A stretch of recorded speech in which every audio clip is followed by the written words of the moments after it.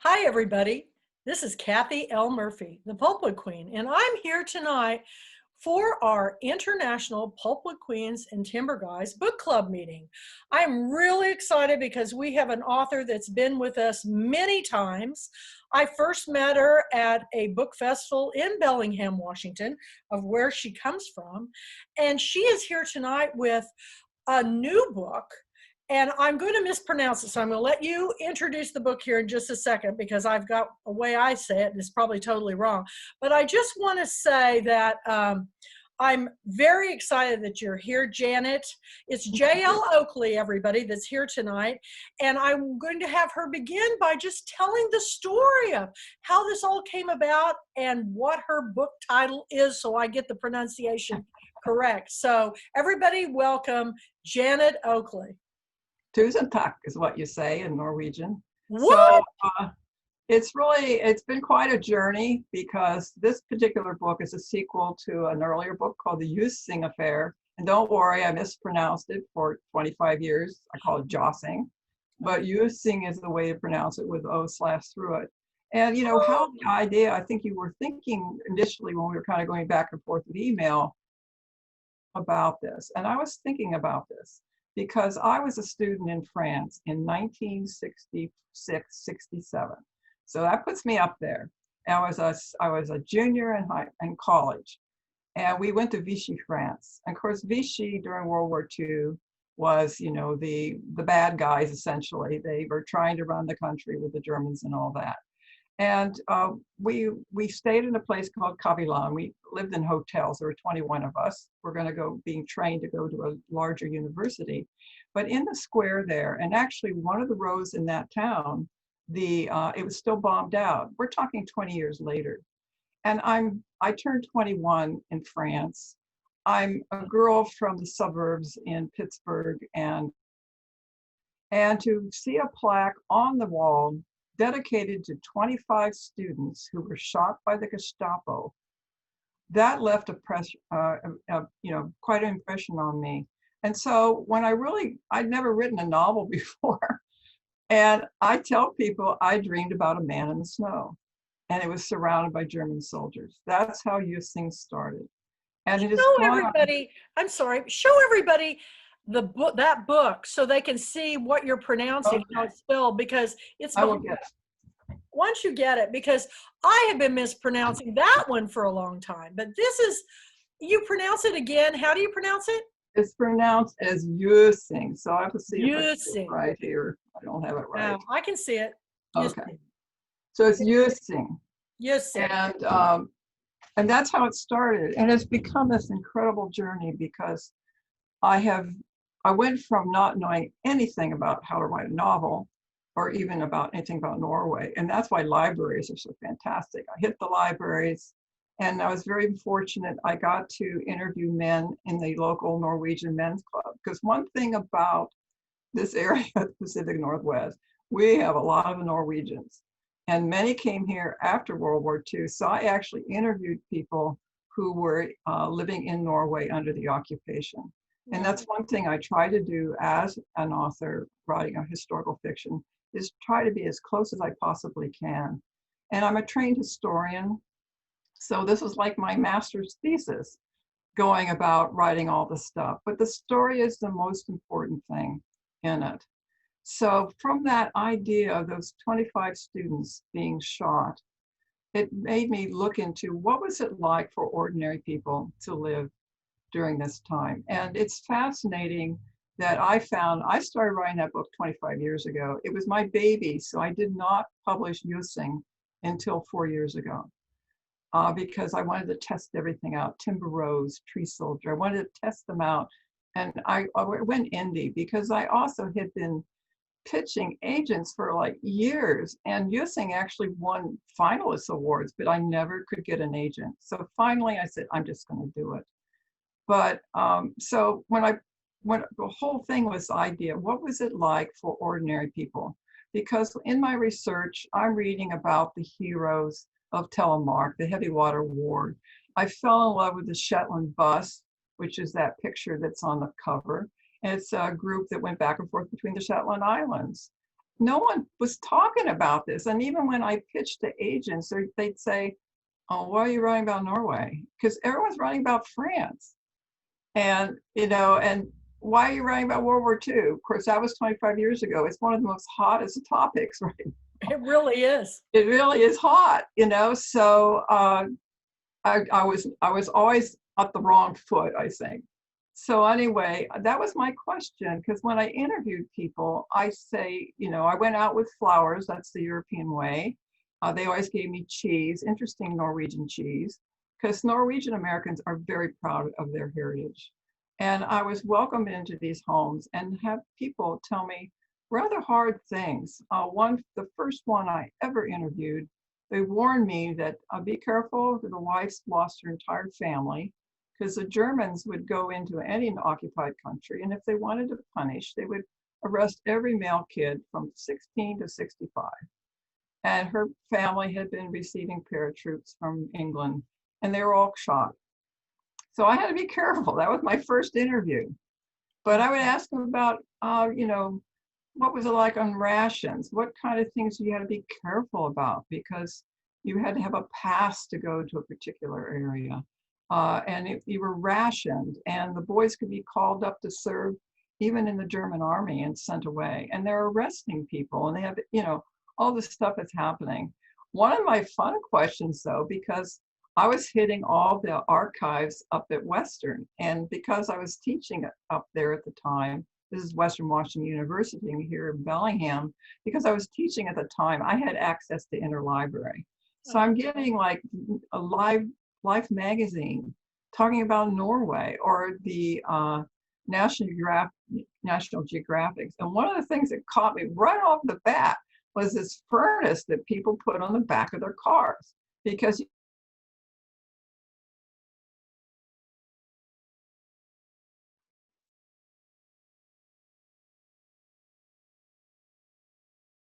and what it is this big tall furnace that goes on the back of your car. And so that was one of my interview questions, that where did you get the stuff to put in your furnace? Oh, we went to the gas station. Well, you couldn't get gas at the gas station, but you would get a bag of it's either charcoal or it was wood, and you put that in your furnace. You got about 40 or 50 miles an hour.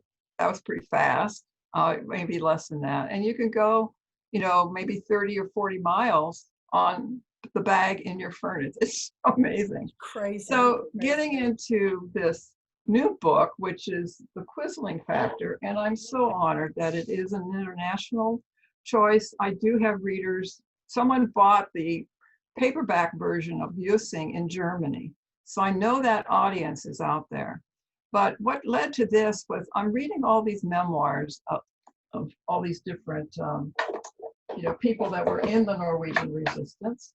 And the thing that amazed me is how did people survive afterwards? Because you have all these movies that the hero jumps up and he's been beaten practically to death and he's out the door. It's like Tom Cruise, or you're thinking of all the Stallone movies and all that. And I'm reading these actual memoirs of people who were tortured, people who had such close calls, and they survived. And one of the ones that struck me, probably the most famous, probably the top 5 exploits of anyone in the world with any commandos, is the heavy water raid, where these young men on skis went and blew up this facility that was making heavy water for the atomic bomb that Hitler wanted in Norway.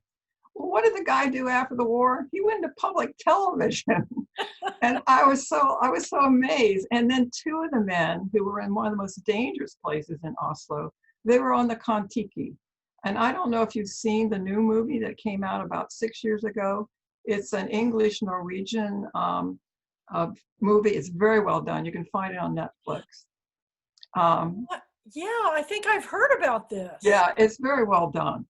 And it's just about the adventure. But again, I'm like, what is going on? So I'm looking at people who are resilient. I'm looking at, there's one case of a person who pretended to be a Quisling. Now, Quisling is named after a real person named Victor Quisling.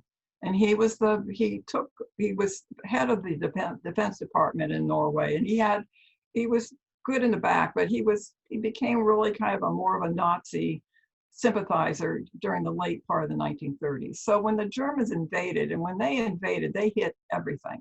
They went to like 5 major cities. It's incredible how they just came in and crushed everybody. But he got on the radio the same day, April 9th, 1940, and said he was going to run the country. Well, that didn't happen. The Germans were really in charge.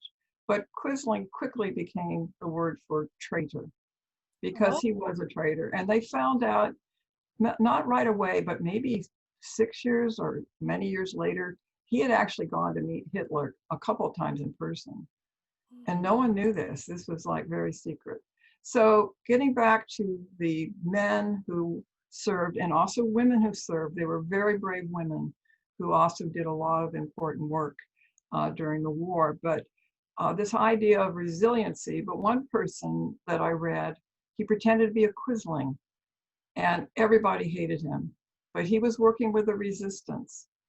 And after the war, when it was finally revealed what he'd been doing, he wasn't a bad guy. In fact, he was in some very tight positions where people were being tortured in front of him and he couldn't say a word. He was supposed to be the bad guy. After the war, he carried a letter from King Håkon, who was the king of Norway, saying he was a Jusing. But the interesting thing is that he died young. He died in the early 50s. So that got me thinking, you know, we see movies about, oh, PTSD is becoming more of a common thing we see now. We're talking more about it since the Iraq War and all that. And so I wondered, well, could there be PTSD in an intelligence agent? So I'm picking up the characters in Jusing and showing the aftermath. Because the other thing is that, you know, America came home from war.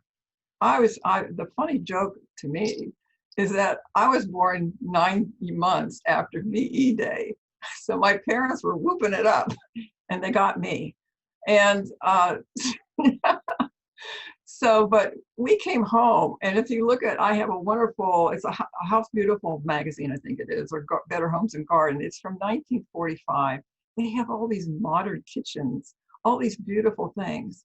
In Norway, they were getting rid of 400,000 German soldiers.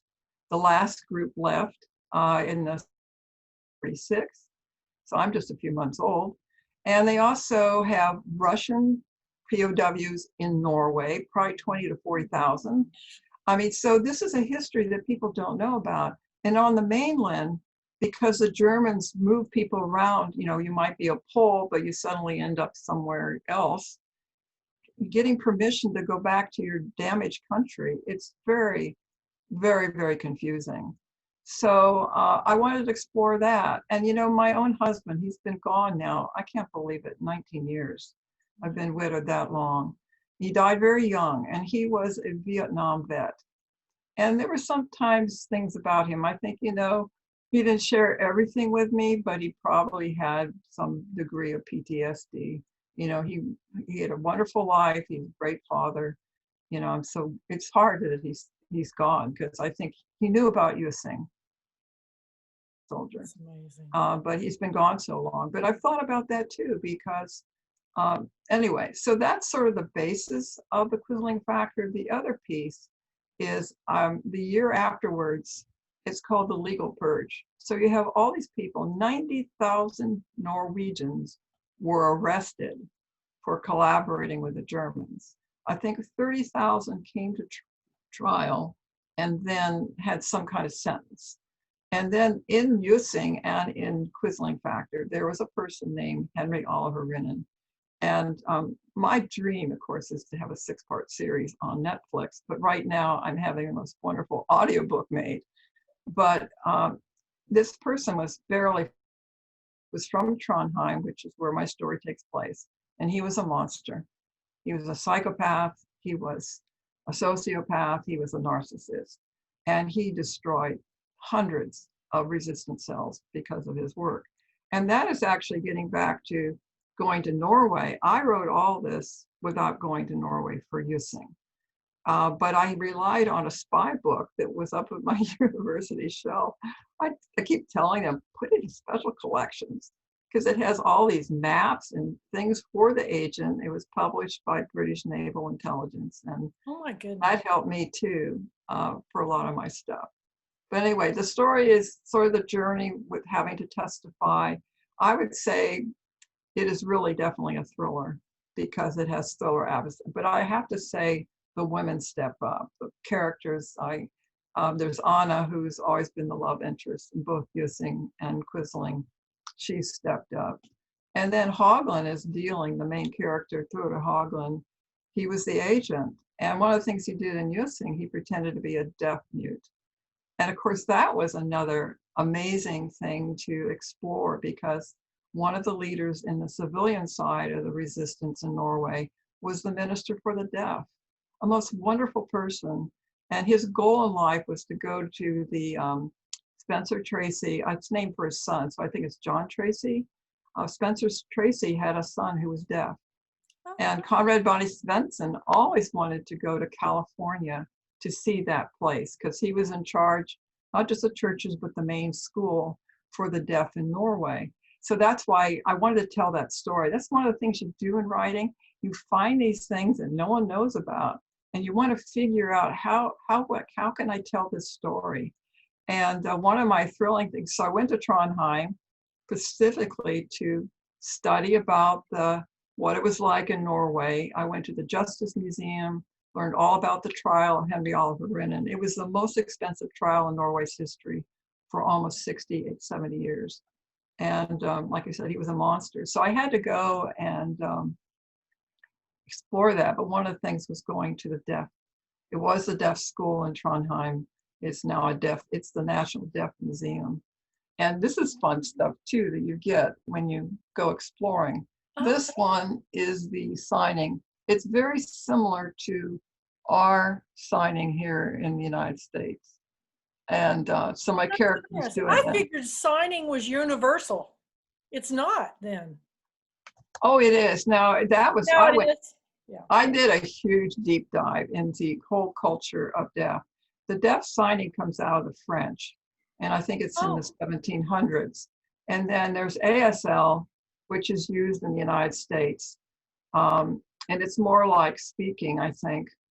But then the Norwegian's based on that. It's very interesting because, and the funny thing is there's a two-hand signing version, and then there's a one-hand.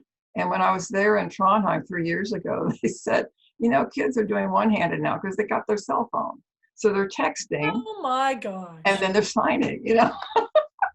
But anyway, I wanted to have that story. So the character in this, he's dealing with bits of PTSD and also from injuries, because that was the other thing that got me really mad when I was writing Quisling, because the Stallone movies were out and several others, you know, like, oh, what were the names of them? But anyway, the characters are being tortured and hurt. And I'm reading about real people, you know, in Norway. So I said, you know, I have to, it's probably one of the hardest things I ever had to write in Quisling was my character's torture. And, but I felt like I have to tell the truth. And I got the most wonderful email it's been over a month now. Someone here in town who's Norwegian American, he came over in '59. I've never met him, but he was a very close friend of one of the men I initially interviewed. And he said, you have gotten this absolutely right. Thank you, because it's so believable. I know it's fiction, but I know there's things and they're so true what it was like, you know, living in that time. So it's incredible. Now, is it being published in Norway? Well, I have my evil plan. You know, I love you, Kathy, because, you know, you don't have the dream start here. You put the dream far out. And I think the audiobook, well, I'll send you one of the files. Chris Humphreys is UK author. He lives in Canada in Salt Spring. And I got him to write the blurb for Quisling, which was a big step. I had met him at many conferences, and he's come here to Bellingham to talk. But the other little clue is I learned that his own mother was in the Norwegian resistance. Oh. That was my first step. I mean, he's totally British. He grew up in England.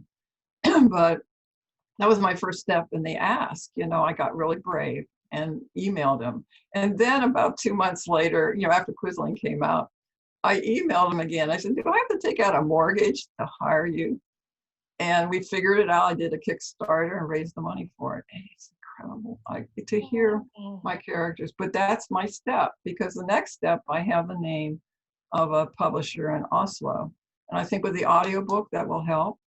It is so well done. Well, maybe with our new international push and reach to be more global and diverse and getting on the radio in other countries and different things. You know, the hardest thing in the world with so many books coming out a year, what, 300,000? I don't even know how many are coming out a year. And how do you get the word out on your book here, let alone in the world? Well, I'm trying to figure that out too. So we'll work it out together, Janet. We'll work it out together. But you know what else I found that was funny, because even before, I picked this book, I've been noticing a trend in people wanting to know more about Norway. Mm-hmm. And a lot of different Scandinavian. I've been watching a Netflix series called Rita about a school teacher, and it's set. I watch a lot of foreign films, and then also, I did. Have you done your DNA? It's funny. I'm a little reluctant to do it because I don't know who owns. I got a big surprise. I thought I was Scott-Irish all the way, Murphy, Maloney's, I found out that I'm 39% Northern European, which is English, German, into Russia, and then I'm 19% Scott-Irish, and then the rest of me is Norwegian. What? Because the Vikings are all over Scotland. I don't know, but I go, that was a big surprise. And and where I come from in Kansas, there was a Norwegian church that the Lutherans always ran. There's a lot of Norwegians all up in the Pacific Northwest, in the up in the northern part of Dakotas especially. We went there. A lot of them went there. I think there is an interest on knowing more about these countries, and I think the best way to learn them is through books, and whether it's the history or historical fiction, or I find stories from other countries fascinating, and I think, how much stuff, what else don't I know? Right. And it's interesting what you said earlier, because you said, if I didn't write this, how would people know about this? And years ago, I had a Los Angeles Times foreign correspondent. He covered Africa and a lot of the civil unrest and the wars between, people in certain countries. And he said, I would go there and I watch a battle, and if I didn't write it down and post it, nobody would have ever known about it. Mm-hmm.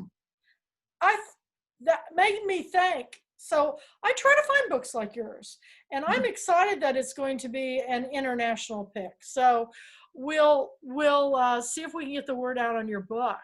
What was the most interesting thing that happened? You told me right before we went on air about this 90-some-year-old woman who was very instrumental in your being able to go to Norway. Why don't you tell everybody that story? Oh, this, we were talking by email that how kind people are. When I look back, the people that have helped me, especially with writing, because, I've never written a novel before, and that's just the first step. That means going to conferences. And I remember the first time I went to Pacific Northwest Writers Conference, I walked into the main hall. I could pay for one day. I went like, there's all these vendors. I'm going like, oh, this is what writing's all about. It's the after part. You have to learn how to write too. So the question again was, how do I meet this person? So it was really funny. So like I said, I had already published Timber Rose Tree Soldier, and they've done really well. And I can sell those in national parks. That's one of the fun pieces on that. I love those. Those are both Pulpwood Queen book club selections too. So go ahead. Yeah, and that really helped. But so anyway, I sing in the Whatcom Chorale. I'm an alto. Although we're doing it all by Zoom now, we can't meet. We're going to do a group something or other for Christmas. the new technology. Yes. But anyway, I knew that there was someone in my group, beautiful voice, a soprano. And one day, I always thought Hildy was, German.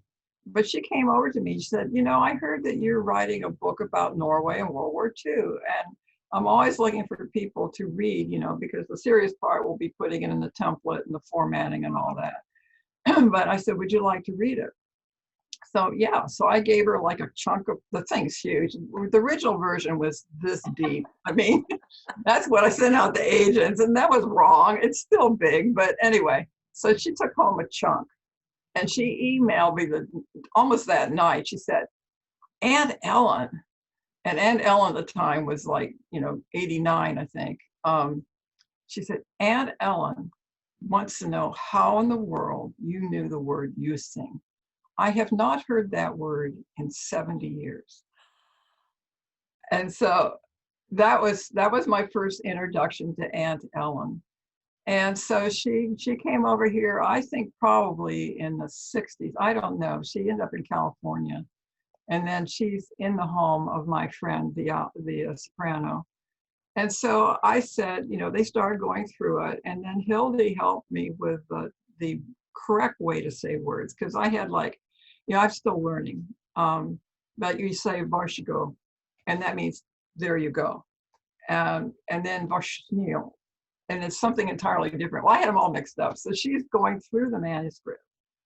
And one of the first things that came up was, well, I knew the town of Christiana was the old name of Oslo. That was my place. I said, you got to change it. So I really got them involved and saying, why you name it? This is what it looks like in the novel. And why don't you name it? So they came up with the title of Fellstad. And because they were so kind, going through the whole thing, I started going over to see Aunt Ellen. And they have a really nice house in Bellingham. She has her own little apartment there. And I don't know how long she's lived with them. I don't think she has any family left at all, either in Norway or here in the States. And I went over pretty early on, I think, to listen to her talk about her story. She was 13 years old. She was in an area west of Oslo when the Germans came in. And her family sent her up to, first they went up in the forest to get away from the Germans, and then they came back. I remember April, it's still snow on the ground. And then eventually, about maybe a year later, they sent her to a farm to work for the summer and get her out of the city, because there's stuff going on in the city. And you have to know that Norway only had 3 million people in Norway. Oh, wow. In World War II. That's the size of Berlin in 1940. Wow. So these areas are very scattered, and you go up in the summertime to send the sheep and the goats up and the cattle to make the butter. And then you come down because it snows, you can't get up there. So she was up there for a couple of weeks. And all of a sudden these German soldiers showed up. They shot the farmer, who went immediately into the barn, and they arrested the housewife, and she's going like, what's going on? Well, they were in the resistance. Oh. And she had a gun put to her head. She's like 13, 14 years old. And they said, you go to that barn, you make him come out. So she went down and had him come out. So her story was pretty amazing. And so I kept in touch with her. In fact, I ended up going to a book club, my first ever book club here in Bellingham. She was like the guest, because Hildy was part of that thing. And she's nodding her head, and all the other women are going, is this true? Is this true? Because they had just read the book. And she's going, yes, this really happened. Wow. So I went over there one day. I was taking stuff over just to talk to her. And I told her, what I was up to, trying to, I applied for a grant to see if I can get over to Norway. I have to go to Norway. I cannot write this sequel without actually being there. And she just turned to me and she said, she wrote me a check for $500. I just couldn't believe it. At first I refused. I said, no, you have to tell the story. So that's how I was able to go to Norway. And now I was there total 15, 16 days. I spent about 13 days in Trondheim. I highly recommend you take Icelandic Air and fly to Trondheim, then take the train down to Oslo and the train out to Bergen. It's the third largest city. It has a cathedral that is over almost 1,000 years old. St. Olaf is from there, the Saint, from Norwegian Lutherans. He's there. And it also has some of the worst Gestapo history because of Henry Oliver Renan. So I had one of my friends I met online, 2000. There was a chat line for World War II in Norway. And he met me because he's been collecting albums taken by German soldiers. So, it's so fascinating that this story, how it's just really opened up so much for me. And I've joined the Daughters of Norway, Aw. which is our local group. I'm into some other women's groups. These people, they're so much fun. We've got 90-year-olds in there. We've got, people younger than me. And it's just a wonderful group. And then a year ago, I was invited to go to, I had a review in the Norwegian American newspaper, which is the only surviving one in the United States. It's published in Canada, US, and Norway. It turns out they're near Seattle. And I got invited after that review to come to DC to give a talk to their chapter. And that was amazing because this chapter, you have ambassador people, ambassador, because it's Washington, D.C. You have all the people in that area that are all connected with the State Department and all that. So I was nervous, but I gave my talk and it went really well. Well, out of the blue, since everybody went on Zoom, I got asked at the end of February, would you come back and talk about your book, Quisling Factor? Because it's the aftermath and people don't know what went on. So I did that on Zoom. The kicker now, after tonight, I was invited to come back for the 75th anniversary of the liberation of Norway with this lodge in DC. They had to postpone the in-person one, which would have been May 8th. Norway capitulated the day after Europe. They had to have Eisenhower get involved in there and say, hey, you've got to surrender. Because they had, by then they had 380,000 German soldiers in Norway. And remember, Berlin is ruined. Right. These soldiers are rested. They could still fight for another 6 months. But anyway, so I'm so honored. I'm giving that talk. And they want me to talk about, I'm calling a short, brief history of Norway. I have 10 minutes. So I'm working on my slides. And then they're going to have people talk about them remembering and talk about international, Kathy, because they're going to have people from the Norwegian government watching in Norway. And, it's just Will that be an amazing journey. It's an incredible journey. And someone asked me too, he said, she actually told me, some people say, ask me if I'm Norwegian. The only reason I'm in Daughters of Norway is my husband was half Swedish.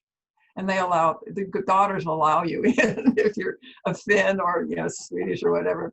So I'm the spouse of a part Swedish person. I don't know if you're just a small fraction of what I am, but anyway, it's a fascinating story. Are they going to tape that, do you think?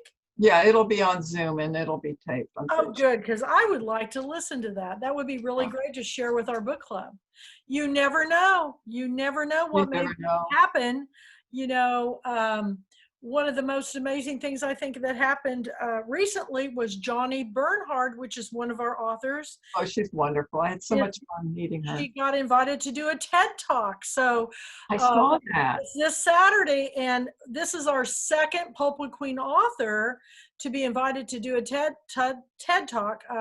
Julie Cantrell was the first, and wow, I'm just in awe, that we see our authors winning all these awards, such as you, and being getting finally their day in the sun. So we'll just really work hard on this, Janet. I know you have a wonderful bookstore and connection there where you live in Bellingham, but who has been your biggest, now that you're in the state parks, which I think is really cool. I used to work in a state park as a rangerette lifeguard. Who do you think your biggest audience locally is for you? Is it book clubs? Is it other Norwegians, or what? Who do you think is reading, liking your books the most? Well, I'm really lucky that we have such an amazing independent bookstore, and we work really hard to make sure. Actually, the Great Recession in the 28, where things are really bad, they were saved because they have a gift shop too, because people were having a hard time. They have figured out with COVID how to safely go into the store. We just had new restrictions put down on us, Washington State. So, but they had figured out when you couldn't go in that you could call them up, you could order Mother Day's packages and all that. So they're extremely supportive. I'm a yacker. I guess that's another thing. You wouldn't believe it. When we moved from DC to Pittsburgh to start my second grade year. I hid behind the door of my second grade teacher. That's how shy I was. I can't believe how I became a yakker. So anyway, for one, I was standing in line to go hear the guy that wrote The Martian. He came here to Bellingham because Village Books always has the top people come. Authors love to come. Their publicists send them to Village Books. So I was standing in line, and we were talking about just a group of women. There's like 5 of us. I made sure I got there first in line because I knew it was going to be packed. And we just got to talking about books. And one of the women said, yeah, I'm reading about this camp here, and it looks like it's our area. Oh, it's Tree Soldier. And I said, well, that's my book. That's my book. Well, they invited me to come. So I'm not shy. I guess I'm not shy anymore. But I think I think that's exactly it. I haven't read the sister's book yet that Johnny did, but I really enjoyed talking to her. Both times I met her 2 years ago. See, I was 2019. That I missed 2018, but that's where I first met Johnny. But I think she has a passion. Julie has a passion. I think Barbara Clay White, she has her passion for a niche. And I am passionate about the CCC, the Civilian Conservation Corps. That is, I guess I have 2 wings. One's the CCC, and the other one is this track with Norway. So I think the Norwegian groups have picked me up. When I tweet, I hashtag Norway World War II. But I also have been picked up by people wanting to talk to me about the Civilian Conservation Corps, because that right now is on people's minds. There is actually talk about bringing it back. It won't be the same, but it could be an environmental thing that could put people to work. We have so many things that are damaged, in our parks. And I don't know, we've never talked about this, Kathy, but do you know that I have Kansas roots? Oh no! Oh, really? Yeah. Yes. So we're getting off topic, but I had to say it anyway because where are your Kansas roots? Okay, so on my dad was born in Lawrence. So on his side, my great grandfather's Civil War Union surgeon, Battle of Gettysburg. He went out to Baldwin, first Burlington, then to Baldwin. That's where he passed away and he's buried. So his son John L., my grandfather, he was in that area, and then my dad was born there. But on my mom's side, the Parkers came out from Chillicothe. They came out from Illinois, and they came out to work at Shawnee Mission. So they were Quaker missionaries at Shawnee Mission. Wow. Well, I used to live in Lawrence. I know that area very well. That's where I did my very first long-term job as a cosmetologist, working in Lawrence, Kansas. So it's beautiful up there. Well, it's on my list. And the other piece on my dad's side, not the Alford, but the Savages, not the Osbornes, the Savages. He's my great grandfather, and he was an amateur geologist. He went to Yellowstone in the first ever survey in 1875. And the rocks and stuff he collected all his life started the geology department at Lawrence. Are you kidding me? No, it's amazing. Well, and Jennifer's another author from Bellingham, has got the Kansas connection. Yeah. It's amazing that when we get to know our authors and really get to know them well, we find out we have a lot more connections than we ever believed, Right. right, Janet? So Absolutely. what the audience doesn't know is when I went last time to Bellingham, Janet was put in charge of me for taking me around It took for, you around, yeah. yeah, and I'm telling you, I had the most wonderful time, went to her church.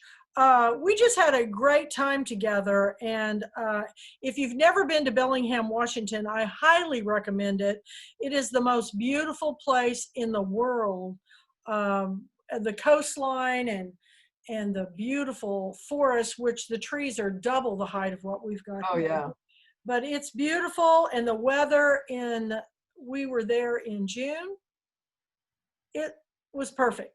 Yeah, it's Perfect. great. Right now we're having high winds. We had winds up, so people don't understand, we don't have tornadoes, but we have winds that can have gusts up to 90 miles an hour. So tend to knock trees down. It was bitter cold like a week ago, but we have pretty mild winters. And what's wonderful about the Northwest, you can get out any time of the year. You don't have to worry about roasting at 110 degrees, like some parts of Texas. Yeah, I Uh, need to get out of Texas in the summer. It was yeah, brutal this year, brutal. yeah, it's So, it's hard. but this whole COVID thing just kept me at home.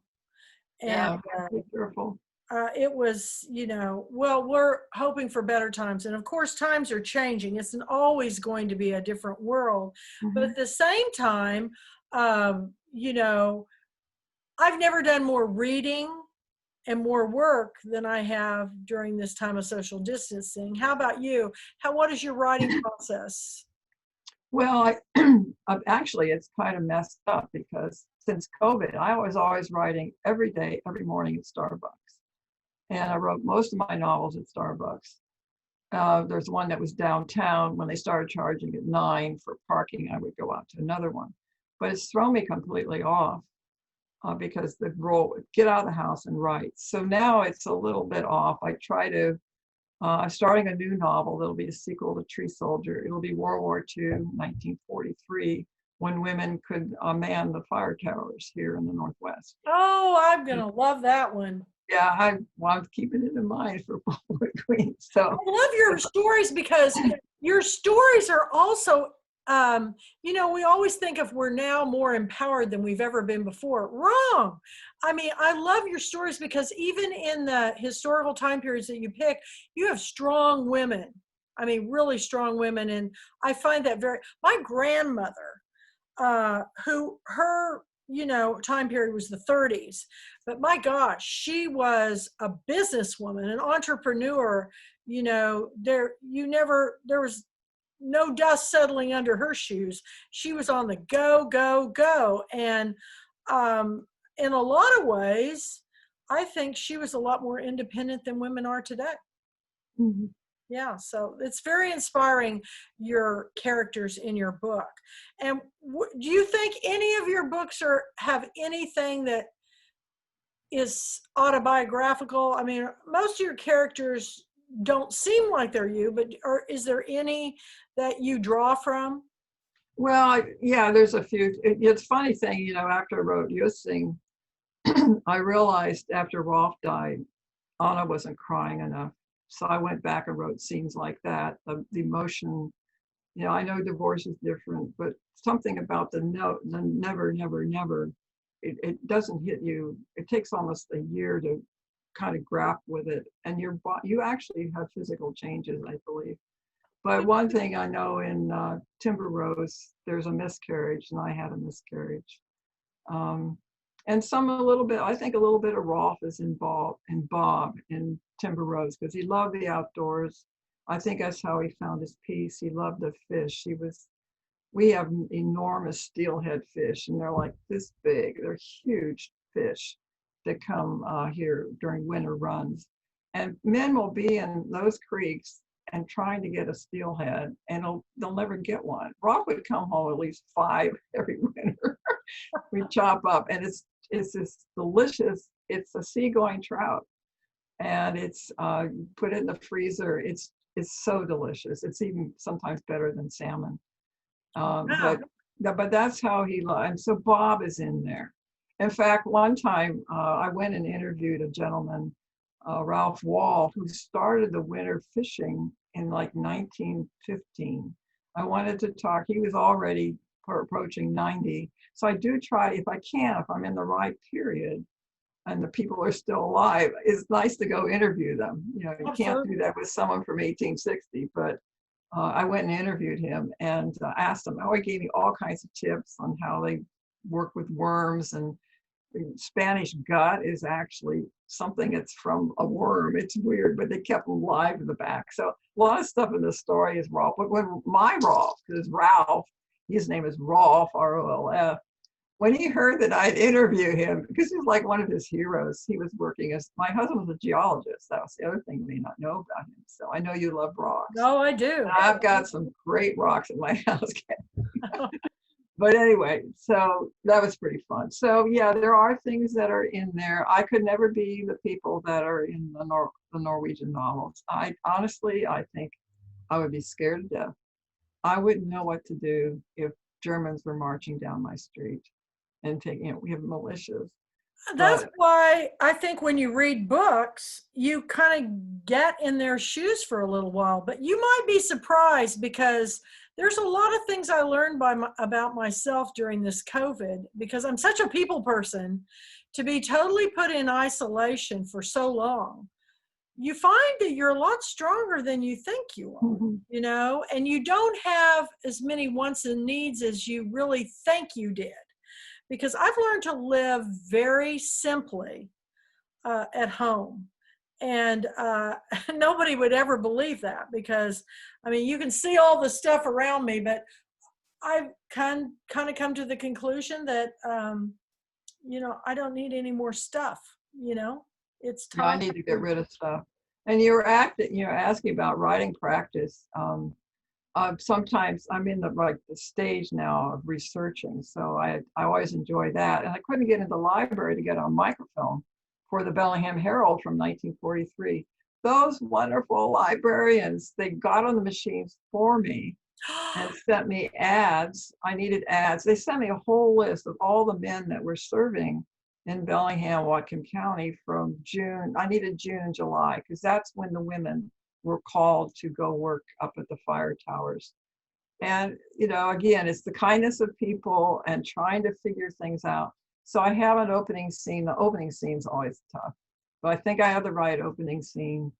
And then I'll get that practice going. Right now, I am focusing on all the marketing and stuff for Jussing and Quisling and answering calls to be a speaker, you know, so that's sort of where I am right now. And I'm also listening to my audio tapes of Jussing, and oh my gosh, I will send you a sample. I've had a lot of people tell me they've had a hard time reading during COVID, but I cannot read fiction. It's been very tough. You know, it's hard to concentrate, but people can, they've been telling me that they can listen to Audible with their earbuds in, and they can get lost in the story. Isn't that interesting? Yeah, it is. And but I have trouble reading fiction. Now I can read nonfiction. And like in addition to the Pulpwood Queens, I'm in a group of retired reading teachers. So I'm reading indoors. And we have the best books. The group's now 20 years old. Oh, I've been a member for 19 years, I think. And we're reading great stuff. Well, you have to share some of that with me. Yeah. We have to read I always love to know what other people are reading. Yeah, it's a great list. We just finished I Feel Bad About My Neck. It's by Nora Ephron. I think, no, it's the other Ephron. No, it's Nora Ephron. Oh, it's Nora. Yeah, I know that. Yeah. That's it's been out for a few years. You know, we're going to read, actually going to read Lisa Wingate's June. That was my pick. And we're kind of looking at it because we're hoping the paperback will be out then. We rely on the library to get copies and stuff like that. Is your library open? No, but they have worked it out. You can order online. We also have what's Washington Anytime. It's a downloadable program for audiobooks or for ebooks. And now you can place an order and go pick it up. They'll bring it out to you in a paper. Oh, that's wonderful. So we're doing that. I don't know. I'm worried about the small stores because we're going to have to close again. we're not doing too bad, but statewide we've had several thousand. I think we're up to maybe almost 2,000 deaths statewide. In some parts of the state are not. They're rebelling against masks. I met a shopkeeper down in Bellingham, Kelly Swordfisher. She has a flower shop. Oh yes, isn't that wonderful? It's I couldn't get out of there. I fell in love with all the flowers and the gardening things and all the little crudiments, and I literally felt, and I talk to her every once in a while, but I hope they're doing okay, because they're doing okay. And we're good. I think Bellingham is very good about masks. We've got a community north of us. One of our booksellers said it's been difficult for their store up there because people want to fight about wearing a mask. But I think in Bellingham, everyone is very good. And we're so lucky because we have these beautiful forested trails. We can get outside. And one of my friends she's Norwegian. She says, what they say in Norway, there's no such thing as bad weather. There's only bad clothing. And Norwegians go out in any kind of weather. One of my friends, she's a writer, and she's near Bergen. She's got a couple of books coming out, and they're already up in the mountains skiing because they got snow already. Oh my! I've been watching so many films from India, and in Indian films, when it rains, it's like the Indians love getting wet. It's always like, one actor explained it that it's kind of their version of a family version of a love scene, because they have both the person's wet and in the rain. And the other day I went walking and it started raining, and normally I just turn around and hightail it back to the house, and I thought, no, I'm just going to be like the people of India. I'm just going to revel in it. And it's all attitude, weather is attitude. Right. Well, I noticed that one of your international books is from India, so that's very cool. It is. And I actually have a new writer that is writing a memoir that is going to be one of my books with Lucid House Publishing. I called her and said, I think you've got a story, and it just so happened she was working on one. So it's a former professor, and I knew she had a story. So I'm actually working with her and her son on their books, and they're fascinating. I love stories that tell things I've never heard of before, for perspectives that I've never heard of before, because I read so much.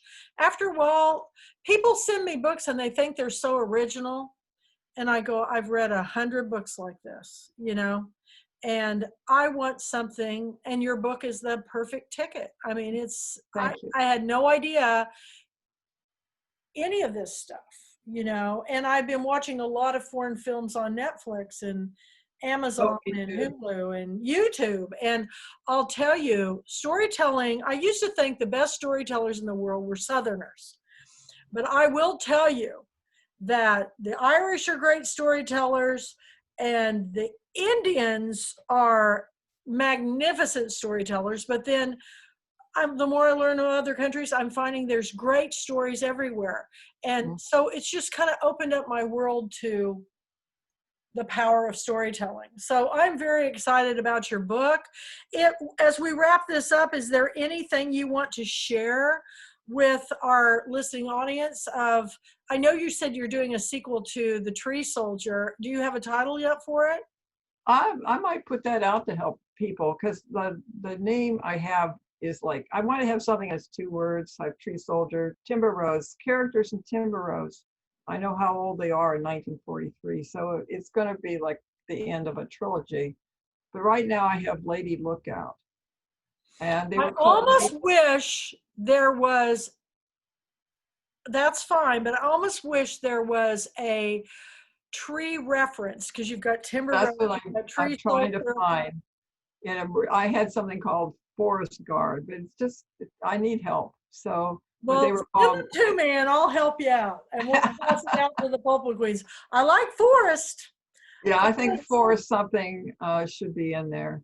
Yeah. Yeah, and strong women again, definitely. And it's so interesting because the Forest Service is interesting during this time period. And then all the kids that were in Tree Soldier, the CC boys, so many of them served abroad. Some were in the South Pacific, some of them, were in Europe. And so I'm going to follow some of the kids from there. I'm still working it out. Mainly I'm reading right now, but and then I have entertained a third with Using, and I have a title, Jaeger War. Jaeger means hunter.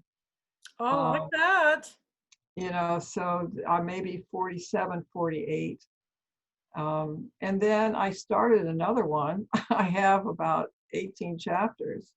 It's kind of based on how my great grandfather was at Gettysburg, but it's about the Civil War in the Pacific Northwest, because there were a lot of attempts to make Washington Territory a confederacy, and there was lots of goings on in Victoria. There's a take I haven't heard before. Yeah, so it's a lot of fun, and I realize I've always written with different POVs. This one has a single one, and then how you write something. So I'll write all about him. It opens with Gettysburg, and it's all about the going on leave because he does have PTSD.